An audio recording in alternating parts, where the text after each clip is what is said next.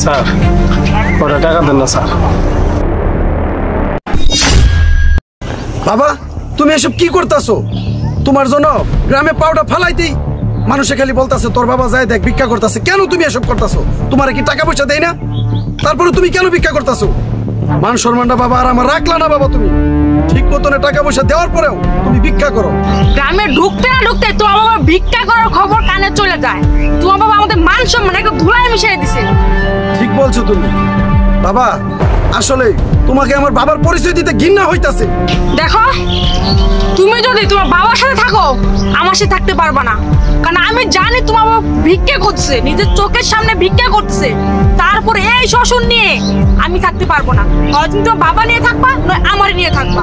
তোমাকে টাকা দেওয়ার পরেও তুমি ভিক্ষা করতেছো। হ্যাঁ খাস, তোদের কামাই আমি খাই।